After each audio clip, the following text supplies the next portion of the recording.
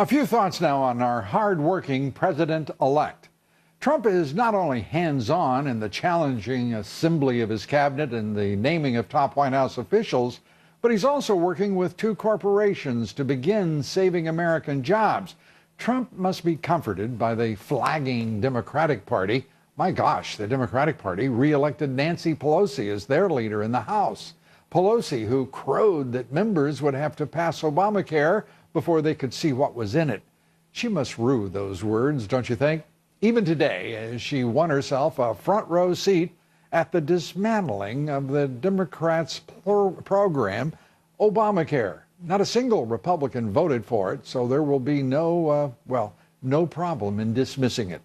Pelosi's reelection, Chuck Schumer's ascension in the Senate speak loudly to the state of the Democrats on not only Capitol Hill, but every level of government throughout the country. Decimated electorally, the Dems are dismayed and desperate. The reality and prospects are the dimmest in almost a decade. The new left looks exactly like the old left, both bereft of ideas and energy. In the Senate, Republicans now hold 51 seats, and the House, Republicans held 239 seats.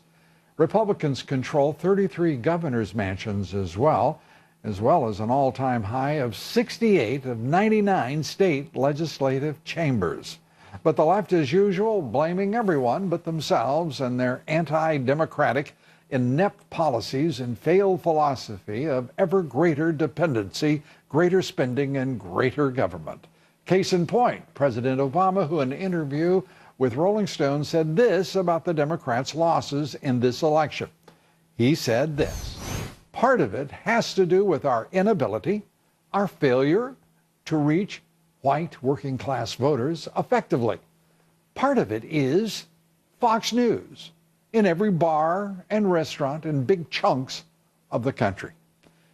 You know better, Mr. President. Shame, shame, shame.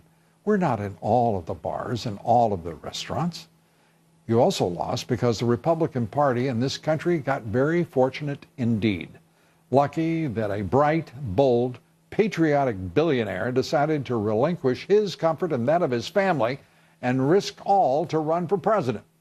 That's why Americans are excited more by the day by this guy, Trump, who's promised to make America great again, to put America first in everything he does.